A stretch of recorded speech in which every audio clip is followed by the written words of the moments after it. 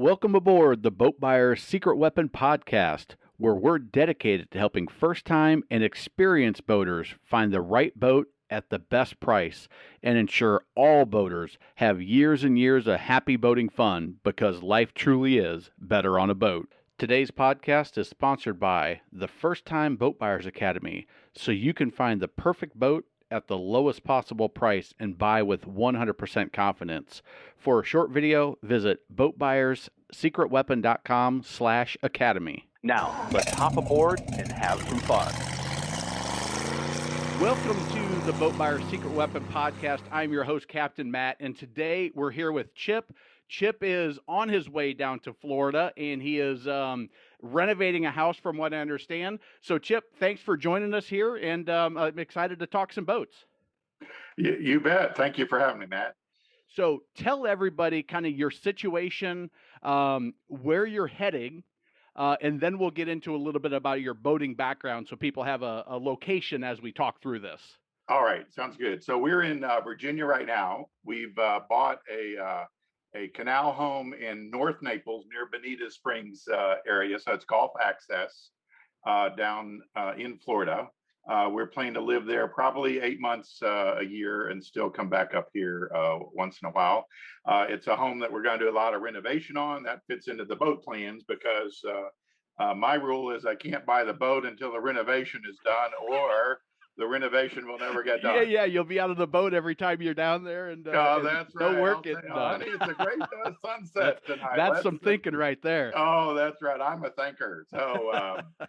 So that's our plan, and of course that affects the timetable as it relates to buying the boat. I'm a mechanical engineer by background, and so I like planning, I like designing, I like thinking things out, studying ahead of time. So that's why I've listened to all your podcasts, and of course a lot of others on YouTube there, trying to get as much information as I can. Yeah. I've done a fair amount of boating over time, but never owned my own. And interestingly enough, the boating that I've done sailboating, I've done canoeing, I rode crew at one point. I've driven a cruiser a little bit, but I've never had a pontoon.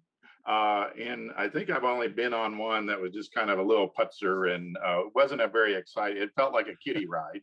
Yeah. And so, but the pontoon, I think, is from my vantage point, a perfect direction for us to go. But it's one of the things I want to talk with you while we are chatting over our beer or drink of choice here. I got to take my daughter to volleyball practice, so this is just water in here. But yeah, it would normally be a Bud Light. So okay. Right. So let me ask you a few questions to set the stage, because you told me quite a bit about kind of where you see things going. I want to share that with the listeners so that, one, we know you're in saltwater. Right. You've got a canal home. What is your dock situation? Any limitations there that you know about? Is it a fairly wide canal area? Any concerns there? So the canal is 60 feet wide. I'm still learning about how these canal things work. I understand they say 50% of the canal for the channel, and 25% as a rule of thumb is how far out we could build. So we have there is a dock there that's 5 feet by 20, and then there's some piling set out farther for a future lift. Okay, perfect. I don't think that we'll be using it as it's configured, because I'm working right now on the view, and I think I want to move that and probably put the boat in at an angle and try to have it where we're not staring out at the boat and the the lift and everything. So the lift is important, actually, part of it, because again, we want a nice view, and I don't want to ugly up my own view. Yeah. And so one thing I'll recommend, Chip, real quick is before, as you're doing your research, and I know you're 12 to 18 months out because you've got the renovation, talk to some dock people, have them come out early and look at that, and find out if there's going to be any restrictions on your length of boat that you're going to have, or anything Right. that throws a wrench in your boat plans that you can plan for. Right. So we have 60 feet. The property is 60 feet wide. Okay, so you have 60 feet of shoreline to work with. Right. Good. Of shoreline. We've got it's a seawall there, concrete good seawall that was built in 2019. So the neighbor has a big boat, and he's kind of done his thing of using as much of our water as we can. So that will affect things to some degree. The one neighbor on the left, neighbor on the right's completely out of the way. So I don't think that we'll have a restriction as it relates to length. Okay. Although, again, I'm trying to work on the geometry to the shorter the better from the viewpoint of view, yep. Because that allows me to move it over farther out of our main view. Okay. But again, ultimately, the view is not going to be what drives the length of my boat. It's going to be these conversations I have with you. Yeah, it's something to think about, but ultimately get the right boat, and hopefully you can do it all. So they say boating is a series of compromises. There's no such thing as a perfect boat. You got to compromise. So let's talk about lifestyle. Okay. You mentioned exploring. You and your wife are adventurous. So talk to me about kind of the way I ask it and talk about it in the First Time Boat Buyer Academy is, what do you see yourself doing 80% of the time? And then let's think about the other 20%, but what does that 80% of the time look like for you? Right. So the 80% of the time is, my wife is Mary. Mary and I are out, on the boat. I'm envisioning early on, especially, I suppose, using it 3 times a week. One time just for me out there exploring around. One time with Mary, a planned trip we're exploring. And then another time, seeing sunsets is a big thing in Naples. Yes. I don't know if you're familiar with it or not, but it's just kind of everybody stops and celebrates, a beautiful sunset when it's there. And so I'd envision, once a week, us being out in the boat to do that. So that would be a shorter trip, because the Gulf is about 5 minutes away. Well, the bay is 5 minutes away. And then the Gulf is another 5 minutes past that. Okay. And so those are the shorter trips. But when we do exploring, so we were going to buy a condo really years ago down there. And then when we were down there, we go every year, we would just be in our car, and we literally have explored everything from Everglades all the way up to Tampa, the whole Gulf. And we said, well, wait a minute, why are we going to get a condo? We got an RV. Okay. And we just, drive off and do this exploring thing. We love doing it. We love driving, both of us too. So we're a good pair in that way. And one of the nice things about being in the Bonita and North Naples area is 10 miles or a little bit less, we can be up to Fort Myers, 12, maybe 14 up to Port Charlotte, 12 over to Sanibel, 6 miles down to Naples, 10, 12, something like that, down to Marco Island. So there are a lot of places to go, and all these have barrier islands. And so there's bays, and then there's the Gulf side of things. Yep. So I'm envisioning that we will, when we go out, we'll be driving an hour or so just to even get to the restaurant or Sanibel Island or whatever it is we want to knock around. So are you and your wife social? Are you packing the boat with 6-8 people? Or are you like, hey, me and Mary are going to go, and we're going to spend an hour cruising, and we're going to stop and see a sunset, and we're going to just take our time? But it's going to be mostly us, although we'll take the opportunity to invite some friends along, but we're not big social. We're both extroverts and very friendly, and incorporate friends readily. But we don't do a lot of parties and a lot of other stuff.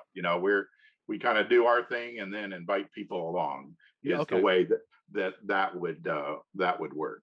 Now, so that's a majority. You're down there for your 8 months. You're going to do Right. some exploring, you and her, maybe some friends. Now the grandkids come down. What does Right. that look like? So we've got 12 grandkids altogether with Okay. 5 different kids. We're a blended family, and so 5 of the kids between us. So we're expecting, we're not shooting for the moon with this thing. It's a long ways from Virginia, where all our kids are, and so we're figuring that 1 or 2 weeks a year, at least one of the families will be down there. And we would want to be with them. At the same time, they may be there on their own at some point. But by and large, I think spring break we'll get one of the families down, and then sometime in the summer, sort of thing.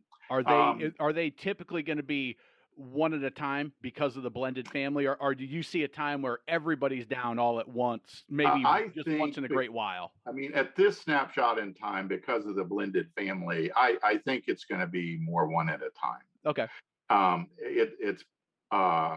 It's very possible that she has 2 children, that both of those families would be there, which would be a total of 6 adults and right now 5 kids. Okay. They're all little. The oldest is just going into 1st grade. Okay. And then on my side, I've got one son that's got a 9-year-old is the oldest, and then 2 other little ones. Okay. So right now we're, I think the 9-year-old would be the only one that we could pull on a tube, for instance. They would all enjoy being on the boat, but the tubing thing is a future thing, and I want to be able to do that.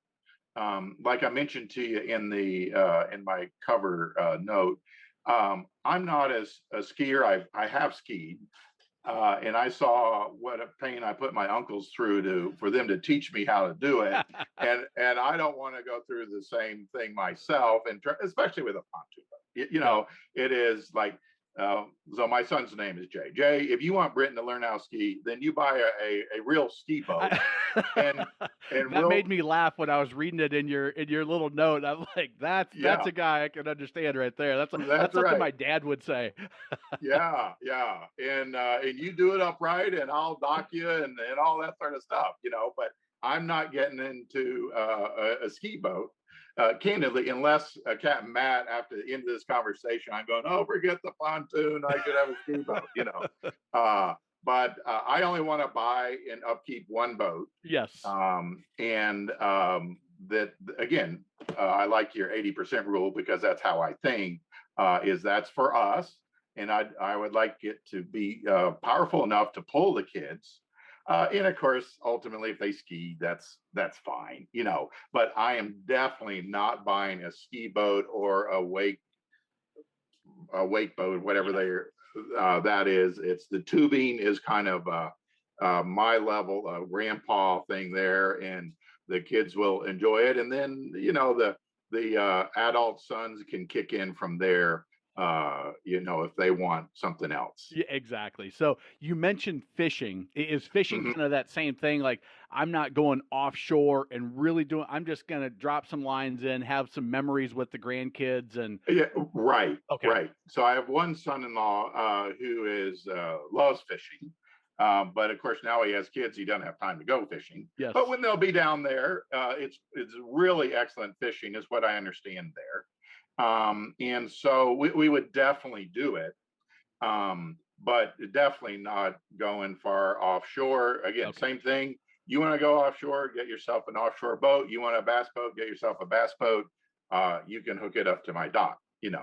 But I would like and I think that's one of the advantages of the pontoon, is that one can fish off it.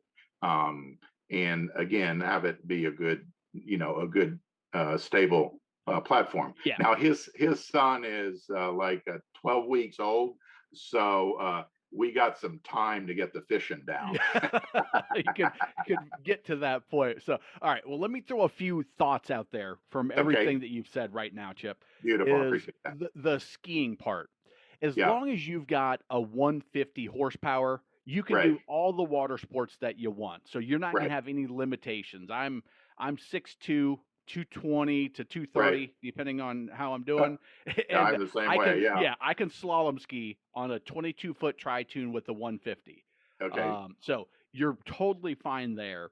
I think you and your wife are on the right path with the Tri-Toon based on some other things that you mentioned about, hey, Mary doesn't want to be beaten to death out on the water. She wants Right. to like I envision her as she wants to be riding in a Mercedes or a Cadillac. She doesn't want to be in the Corvette, although you do mention she likes speed, right? Yeah, that's right. See, she likes to go fast, but she's not going to want to take punishment in order to go fast. Okay. So I think that definitely you're on the right path with the Tri-Toon. Okay. For your horsepower, the more you see loading it up with people and getting that weight on it, so now your buoyancy is not as Right. great. You're plowing through the water more. I think the 150 is as small as you would want to go. Right. Depending on what your budget is, as much as you're going to be using it, I would think getting up into the 225, 300 range, you're going to be happier when you need it. Right. Weather's coming up, you do load it up, all the kids and grandkids are there, and you've got Right. 12 people on board, and you want to hit it and get to a restaurant that's an hour away. Hey, I Right. don't want to just be going 20. I want to maybe be going 30, Right. and get some moving on it, and still have some in the throttle to, if I need to, I can still get on it a little bit. Right. So that's what I'm thinking as far as the And I'm style. sorry, what you said, I didn't write that down. What Oh, was the recommendation? a 225 to a 300. Right. I think that's going to be really anything over a 300. It's for looks. You're not going to Yeah. use it a lot. Now, Right. with that said, I used to say that about 225s. I used to say you don't need anything over a Yeah. 225. Anything else is just for looks. Well, now they got a 600, so you at least got to get up there. Right. Right. But I think a 225 plus is going to be satisfactory for you. And then Right. anything more, you just have a little bit left. And every now and again, it's fun just to get out, put the hammer down on a nice calm day, Right. and see what you got. Right. As far as where you're going to be boating, I'm going to encourage you to look top end. Now, what I didn't ask you, I'm assuming you're buying a home on a canal down in Florida. Right. I assume luxury is sort of the way you lean in automobiles and toys and things like that. Am I correct there? Yeah. So our style is, so I have a Lexus SUV that was Okay. built in 2005. Okay. So that's my style. Did you buy it new and you kept No, it I for? bought it. I bought it when it was 8 years old. Okay. But I had identified it probably 5 years before that particular model. Yep. It was really, it drove nice. It was big. I'm a big like yourself, so it's easy for me to get in and out. It carries my stuff, and so it worked well. So I'm a former automotive engineer, so I really like things that are designed well. Yes. So I mentioned to you, I think, the Barletta, which you have detailed. I'm a sucker for good design. Yeah. Because ultimately I think it just leads to a happy product. Like with my Lexus right now, I mean, literally, I'm at 142,000, and I changed the oil in it. Yep. Because it was really well designed and well made, and I do an excellent job of keeping it up. So that's my style. And what also fits into that, because my wife is a color, a fiend maniac is what came to mind. Okay. She doesn't have to listen to this. It's okay. That's right. I won't tell her that this is going to be on that old internet there. Nobody goes to the internet. You're fine. You're fine, no, Chip. no, It's a no. passing fad. If she puts in my name, I'm sure this will never come up. Love you, Mary. But and she, of course, would laugh at that, but agree. Okay, of every single house, every single picture we look at, she's got, oh, those colors don't mix, those colors don't mix, those colors don't mix. And she's really good at it. She's been kind of taken a course by somebody that has got it down, really understands color. I mean, like a PhD level of understanding how color works, and you apply color, you know. And so I know that ultimately, if we were to buy a Barletta class thing, that she would want to buy new because she's got to get the right colors. Yep. So that's an important thing in it. And ultimately, we don't. So we're not into show. You know, it's just us in a sense. We're not trying to impress anybody with our boat. But yeah, At the same design time, and quality are what's leading you, not prestige. That's right. So we're Okay. not prestige buyers, Okay. but we're quality buyers. I want to last 20 years. You know, I don't care about the LED lights that my grandchildren will play with and mess them up, so I don't even know how to work them. Okay. I have zero interest in that. You know, if it came with a boat, I'm sure that'd be fine. But Yeah. I'm not seeking that out. At the same time, I'm ship side of the equation is going to be most pleased to know that is really rigid. It's really well done. It handles the 300. It handles the 250 well. That I don't have to, worry about that. And I'm viewing this as a 20-year boat. You know, Yeah. A few of the brands that I would encourage you to check out. Barletta is, in my mind, if you've watched my Barletta video, I right, think it is the most stout, well built from the deck down boat on the market. right, right, I'm now with Winnebago buying them recently. I hope right, that continues. right. It's always a question mark when there's somebody's Sure. acquired, but from the time that they came out, I've met the president, I've met several people in the company. Just a well built boat. Right. As far as looks, I'm wearing a 10-year-old T-shirt right now, so Mary's Right. got me on the design, but so she can make her opinion there. But then Right. you've got Bennington, you've got Harris, you've got those top echelon. I would Right. say Crest and Premier. Those are the ones that I would be looking at for performance. I would also look at Manitou, and that's where I would focus. And if you can, hopefully this season, because you're early in the process, hopefully you can go to a boat show. Sure. Down in, the Tampa show is a good show. I don't know if Fort Myers has their own show or not, but I guarantee if they're having shows, there's going to be some good shows down in your area. Right. And just take your time, ask the questions that are in the toolkit. With your engineer mindset, you're going to, if you're like other engineers I've met, you're probably going to have 10 questions on a clipboard and just ask them to every single Right. salesperson. And then also look for, because this is really important as a first-time boater in a coastal area, make sure that you click with the dealer. So Right. not just the salesperson, but as you get closer and closer to finding that brand that's right for you, I like to go in and talk to the service manager or the service writer, Right. talk to the general manager of the store or the owner, depending on the size. Right. That's going to give you a real good sense of, okay, after I write this check, Right. what happens next? Because Right. if the boat's great and the dealer's terrible, bad experience. If the boat's Right. terrible and the dealer's great, bad experience. You need Right. both to be solid. And so Right. you've got to, I'd never say, well, get the Barletta because it's the best. Right. Get the Barletta if you click with the Barletta dealer. Right. Get the Bennington if you click with the Bennington dealer. Right. I think it's so important to get both of those right for a really great experience. Right. In the saltwater environment, it's a harsh environment. As you could imagine, designing vehicles, you guys probably thought Right. about some of this stuff from the Sure. salt in the Midwest. You want to stick at that higher end. And if you do go used with the pre-owned, which you mentioned, hey, we like value as well. We Right. want well built, we want quality, but we do like value, and we're not prestige buyers.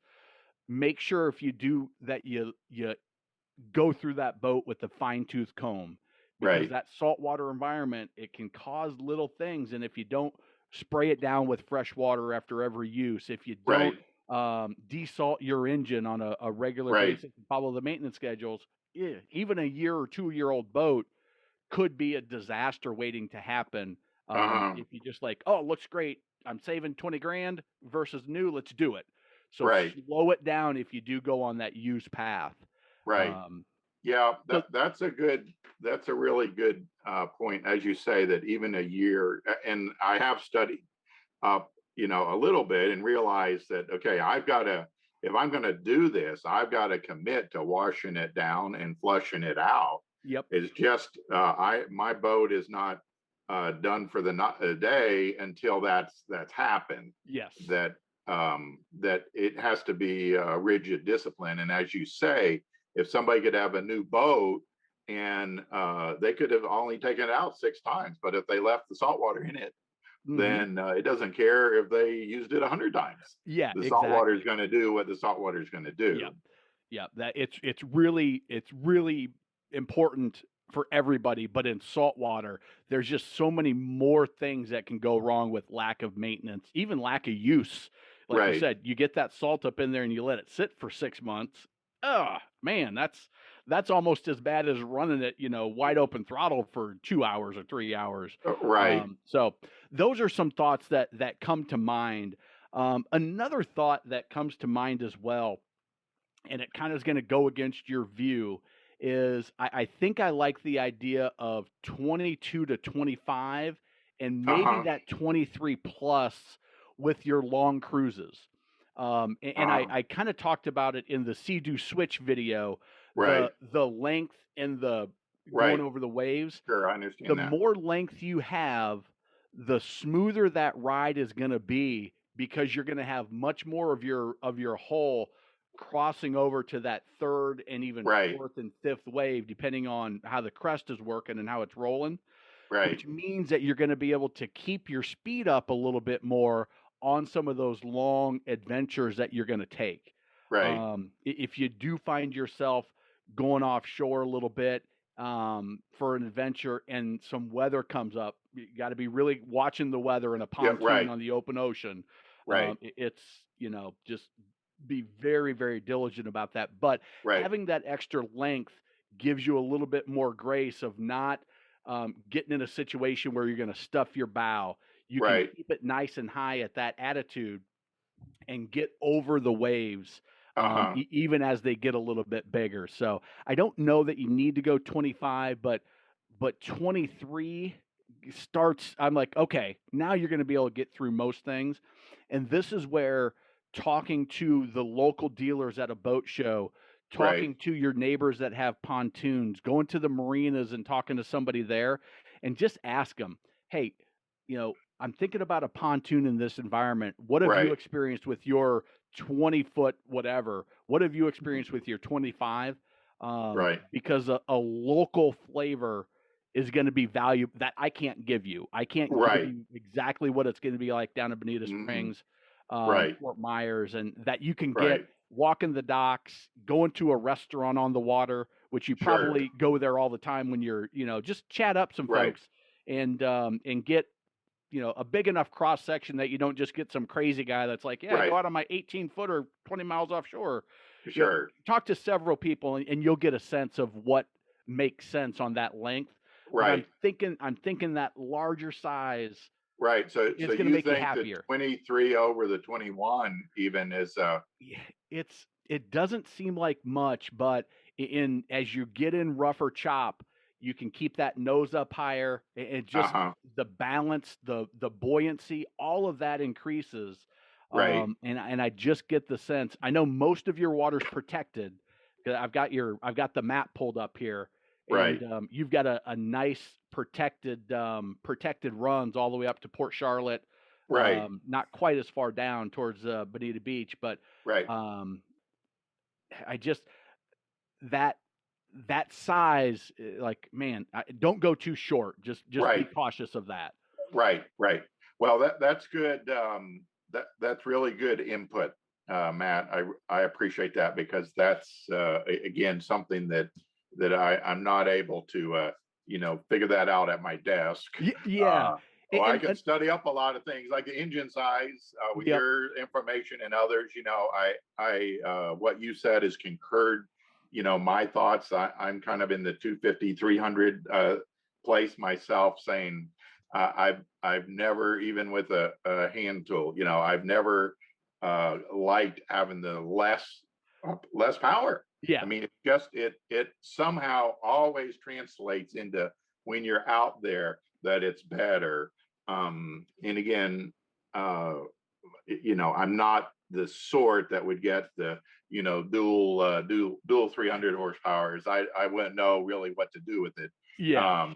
But having something that allows us to keep moving at a good pace is important. So can I ask you? Yeah. Fire away. There's one other thought that I okay. want to share, and that is, I would go on, because you're early enough in the process, I would Right. go on a place like Boat Setter, Right. or getmyboat.com. Right. Shay, the VP of marketing, was on my US Boat Expo. They're a peer-to-peer boat rental, Uh-huh. which gives you the opportunity to rent a boat that is pretty close to what you're looking at buying. Right. You Right. may be able to rent it for $400, $500, $600, but now you can get out on a Tri-Toon with a 200, a 20 Yeah. footer or 23 footer or 25 footer, and you're like, all right, Mary, what do we think? How does Right. this feel, before you write that bigger check? And Right. now you can test out some things. So Yeah. I really like that when you're early in the process, as a Right. just Oh, that's great. experiencing I it. didn't really realize that was available. Yep. So that, yes, that would definitely be something that we would do. Because again, Mary, close your ears if you're listening. That she is the type of person that, when we're talking about the budget, she's going, oh, we don't need something like that. But then we're out, and I'm driving along, she's going, why are you going so slow? Yes. And it's because you made me get the 190 horsepower. I wanted the 300. So that's what you do. You rent the 20 footer with the 75 on it the first Oh, time there out, you and be like, go. hey, See. Yeah, that's I like you. I like you, Matt. There, that's the way to do it. I'll start out and say, well, man, I think this is as big as we should go. As a yeah. well, maybe let's go to 75 or 90. So all right, so that's all the thoughts that came. So go ahead, fire away with any other questions that you have. Okay, so again, I'm figuring all this out from my desk, and I'll get out there in the field. And I love the idea of renting something that's close to what we're looking at. The cruise speed, because of the situation I've described, I think is particularly important. Again, Mary on the highway has a hot foot. She likes to go fast in that way. She's just not gonna want to pay for the engine that helps her do that. But ultimately, we got one choice, and I want to make sure that we do it right. So I need to understand what affects your cruise speed. So as I think I detailed in the my cover letter to you, I consider noise, obviously the engine side, the sea conditions, the roughness of the ride are all factors that go into it. But again, I'm envisioning that maybe even, or also wind.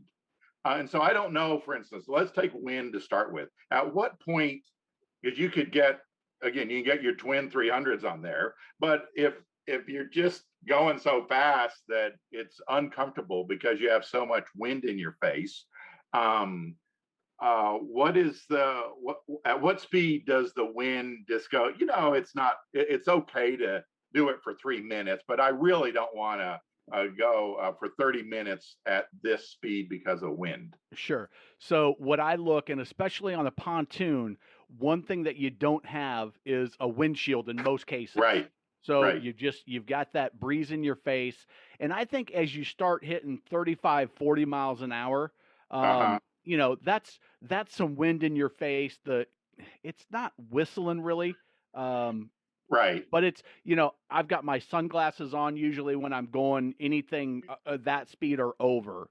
Right. That's when to me, you can tell Right. you're going fast. At Right. 25, 30, yeah, that's comfortable. That's a really comfortable speed to cruise on a boat, I think.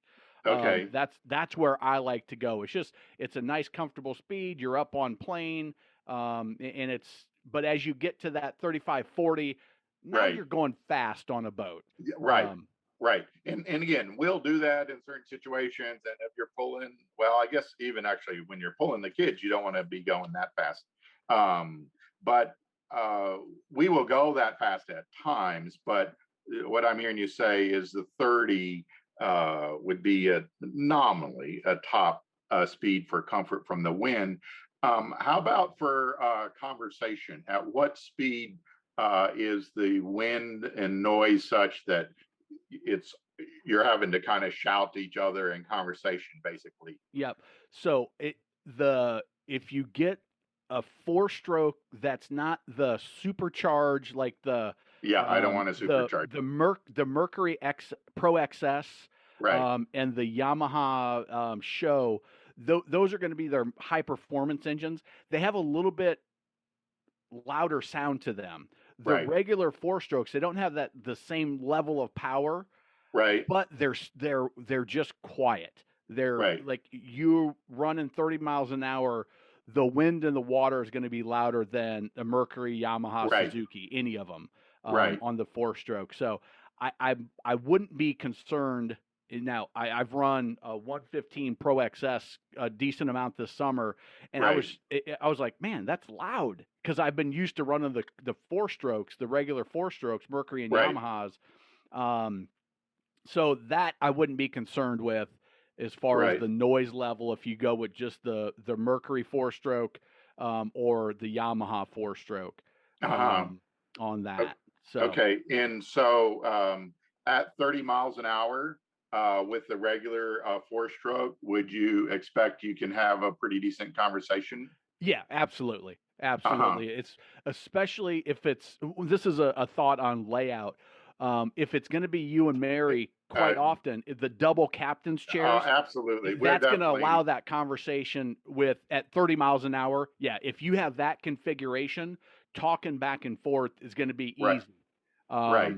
at 30 miles an hour when you're running. Yeah. Yeah. Okay. And there's another one, Mary. Close your ears on this one. Is the only thing that she would like better is to have her captain's seat right behind mine, so she could reach over and do things. But again, that's just between me and you. They used to make a double helm seat on Pontoon so Oh you could yeah. sit right next to each other, but they're like, let's go with the 2 foot Yeah, separation. that's a good thing because she just yes, she loves me. Yes, just in case she I hears it. won't say Yes. anymore. I'm already, if she picks up on this, I'm already in trouble. But you can see it's probably not the first time I've gotten myself in trouble. Yes, yes. If it's like my wife, she's just used to it by now, and it just bounces off. Yeah, Hopefully. that's right. Yeah, it all works there. So to would you talk to me about the difference between the 300 at, because that's my bias is the 300 for cruise versus a 250 for cruise? Is there going to be any difference? Not much. You're Yeah. going to be running a slightly lower RPM, Right. but you may have a little bit better fuel economy with the 300 Right. because you don't have to run it at the same RPM. Right. When you get to that point, my personal opinion is there's going to be a couple miles an hour on the top end, but in the reality, practical running, Right. you're not going to notice a difference if you go with the 250 or you go with the 300. Right. It's for most people, you're going to be if you look at the RPM bands on Right. boats, like it's like 1% of the time is run in the top RPM range at wide open throttle. Right. Right. and like 80% is run at the lowest RPM band, Uh-huh. because you're going through no wake zones. But Sure. that, let's call it 4,000 RPMs to 2,500 RPMs is where you're going to run most of the Right. time. And Hmm. I don't see a significant difference on a 23, 25-foot Tri-Toon between a 250 and a 300. Uh-huh. Um, Uh-huh. I don't see it impacting you at all in any significant way. Right, right, right. Okay. Well, that's a good answer. Of course, I want you to feed me some reason why the 300 would be It it would looks, be it. you get to But say you've got a 300 versus a 250, but that prestige thing isn't your right, motivator. It's the right. That's and but that's the value. It's the same value as putting twins on. Is right, now you get to roll up to the restaurant and you got twin 450 racing engines on your boat. right. You're like, oh my god, that's on a pontoon. That's the Yeah, value of it. I don't think right, there's much performance right, value. right, right. Well, that's very helpful, and that ratchets me down toward reality, which is ultimately, again, Yeah. why I wanted to have the conversation with you, and why I'm so appreciative of your platform and what you do, because it helps me take my philosophy of a bigger engine is always better, and it will help me meet my budget and hit my performance goals, which is ultimately what I'm about. Yeah. The number that's on the back. If I want a different number on the back, I'll find a sticker and I'll put it on the back. Decals are $25. You're fine. That's right. I can probably find one that says 450 if I want. Or I'll make one that says Yeah, 450 exactly. just to tease the people that say, wait a minute, they don't even make a 450. I go, well, they do decals. Yeah, absolutely. You can make anything in Photoshop. That's right. So that's really helpful perspective there. And that's good. I'm looking at our time. How do you run the time at this point? I don't. Okay, I do have to stop at 6 to take my daughter to volleyball sure. practice. But yeah, Okay, so you've got fire away with questions. okay, okay. So because you just did that premiere, or you showed the Sea-Doo, what do they call it? The The switch. switch. Yep. Okay, and of course that is really, it's a totally non-standard, even along with the stuff that we've been talking about here. But I don't come, because I'm a first-time boat buyer. I don't have this sense of, oh well, that's not a real pontoon. It's like, it is a real pontoon. It's just different. Yeah. It's plastic. I like aluminum. Say, well, I like the fact that they engineered the holes, and that it's more carefully. You can tell the center one is this way and the outside ones are this way, and they've been able to. I'm also looking at kayaks, so I've been studying hulls, and so I recognize some of the hull design that they've done with that they were able to do with plastic that they could never do with the typical pontoon style. Yep. So I like that. And you correctly pointed out to me in one of my comments that I would be much happier with the 21 footer than the 18 footer. And I buy that. I say, okay, that's wise advice. That's good. I get it. But it also strikes me as it seems like those jet drives are pretty zippy. For sure. And I don't know if you've got to study in on the Sea-Doo skis, but the way they have reverse and everything works, you're really able to brakes on it. And again, I've done enough boat driving to know that I'm not very good. Okay. And I recognize that you've got a course that will help me be really good with practice. Yep. Okay. At the same time, I realized I was driving today and realized, gosh, the next month I turn 66, and I'll have 50 years of driving without an accident. Oh, wow. That's impressive.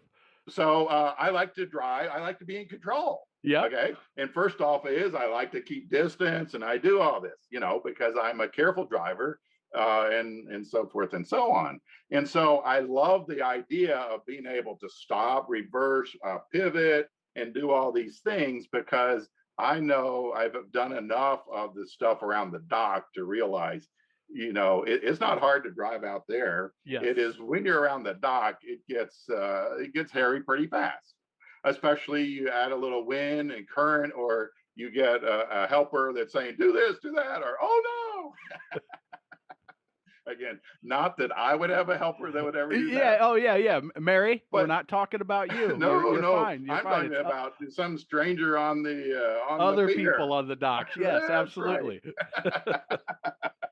So I love the idea of the control that is there with a full brake, full pivot, and that sort of thing. Even if I'm taking your great boat course, which I plan to do, and I definitely will do, and I'll practice it. But I just love that aspect of control that is there. And so I combine the control with the zippiness of it. And yeah, I realize again, you mentioned the word compromise. Right now, just the 21 foot's as big as I have. Maybe they'll come out with the longer, who knows? But whatever the case, I'm drawn to that for those reasons. Sure.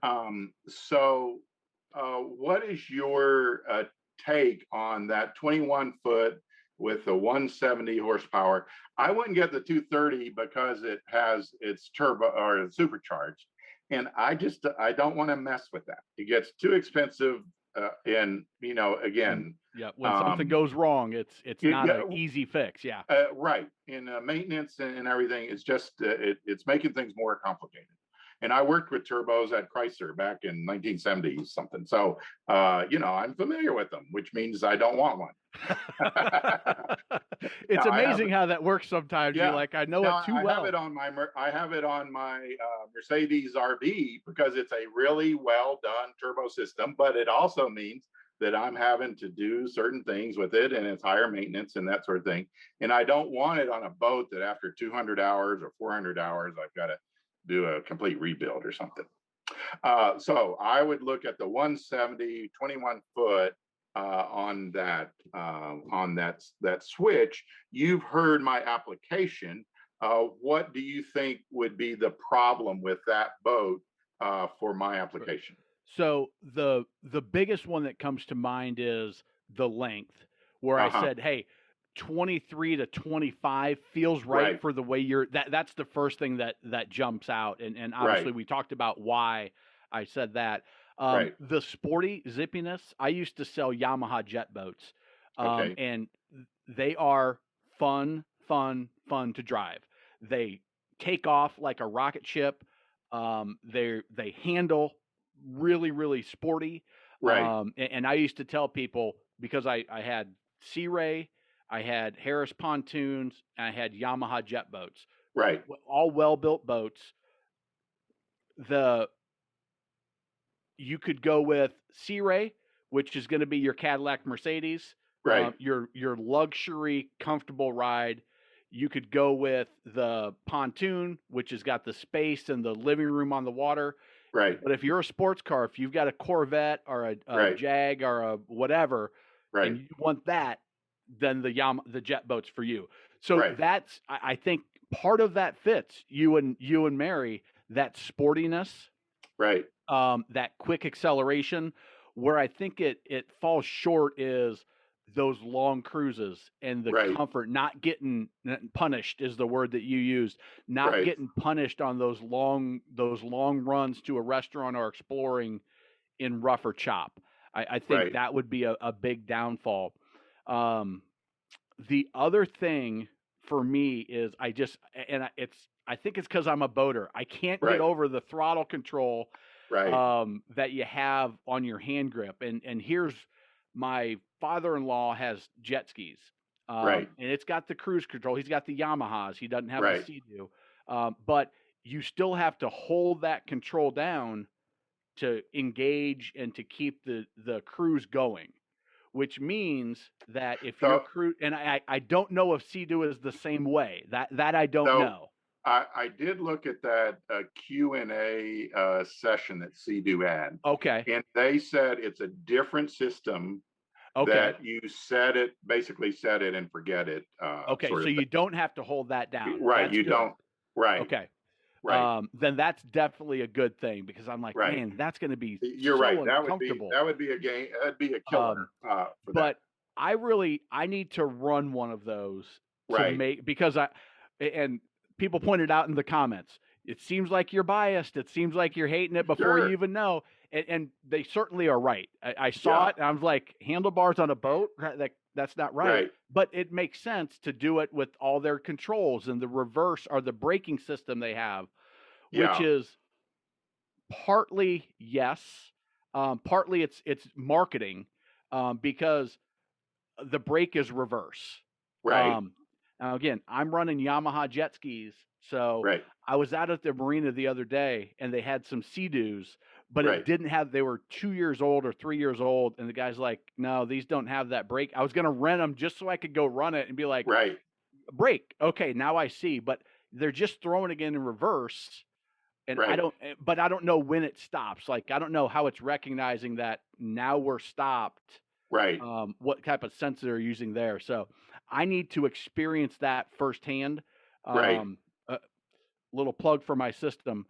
In the building blocks, number 5, I think it is, I talk about how to stop your momentum Right. using the throttle to reverse, and that's your brake. Right. It's a learning curve with the Right. regular steering wheel and throttle. Right. It may be simpler. It may be simpler on this Switch and on the Sea-Doo system. I just haven't experienced it yet, and I need to. I need to Right. before I make another video and give an updated review. Sure, sure. And again, I appreciate you going out on a limb and doing that. And we all have our biases, and it's great for you to come with it. I mean, you're an experienced boater, and so you're reacting to those things. What I see that is special about it is that I'm using fine motor skills versus my arm on the throttle. Yep. So it's not my bicep that's doing it, but it's my fingers that are doing it.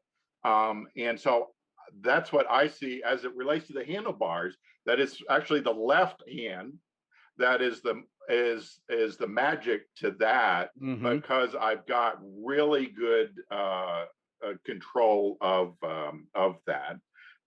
Then the other thing I would say on the handlebars is you're having, again, as I think you point out, a quicker response to things, which again can be good or bad. It may be when you're cruising that it's so sensitive.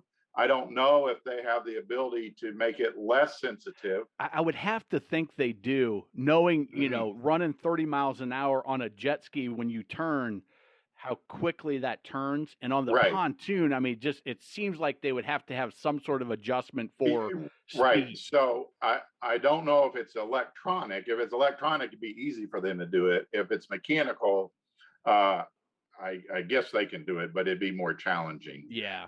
But this is where yourself and others getting out there and really trying it. And of course, ultimately, I'd be wanting to do that too when they come out. I did see I'm looking at the time here. I did see a video for the first time yesterday of something, and I think they said is out in the ocean or something, but they had it going in circles and going over its wake. And this is where your perspective would be interesting, because it really sliced through the wake really nice. But again, I know marketing people and that sort of thing, you may go, oh, well, wait a minute. The way they did it was they set themselves up so it looked wonderful. It's the rollers in the ocean that come in. If you do get out in the open water, right, that is the spacing of them, and it changes. Right. So I need to run one and get out there and see that. But and unfortunately, I stopped by the Sea-Doo dealer to see when they would get one. And he's like, "We've pre-sold the two that we have allotted for us now, he's like, Right. I don't see us getting one in that's going to be available to really even inspect till next year. So Right. we'll see. I don't know if they're going to do any events or Yeah. not. Well, and that's where, again, my timeline is useful because I'm looking Yeah. many months down the road, and I don't want to buy a first year model anyway.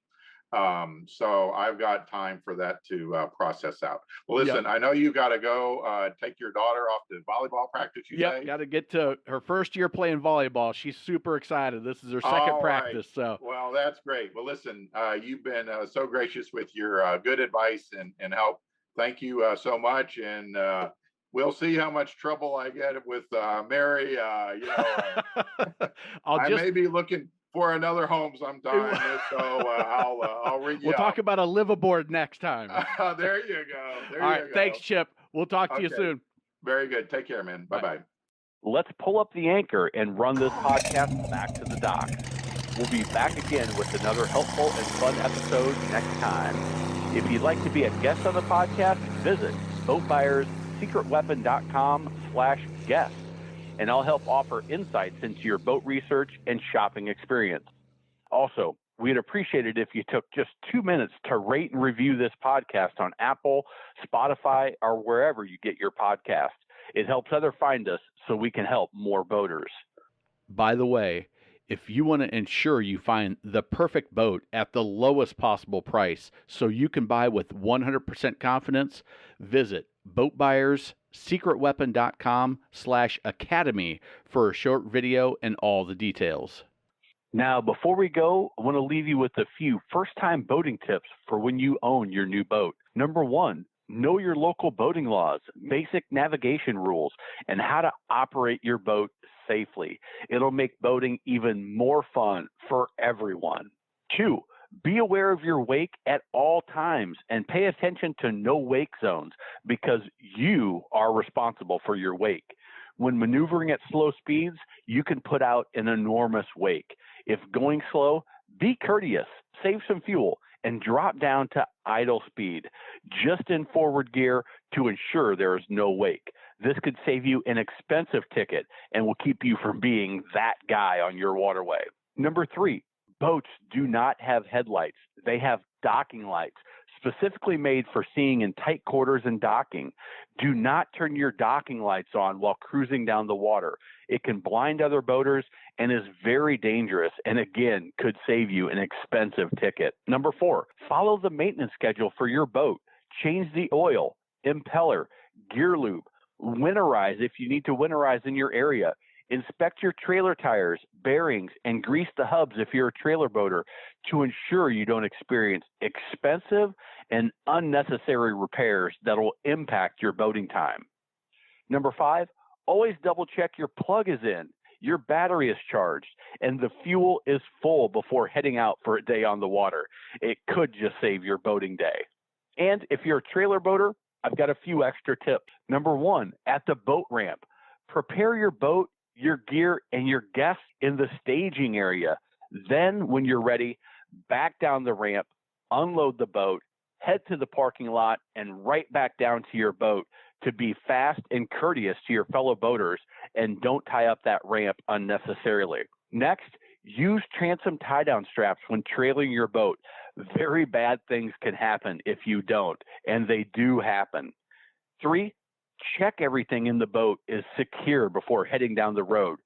Seat cushions, gear, keys, towels, even tubes and lily pads can get blown out when pulling your boat down the highway or interstate. And most important, have fun. Enjoy your boat and get on the water as much as possible because life truly is better on a boat. Until next time, this is your friend in boating, Captain Matt.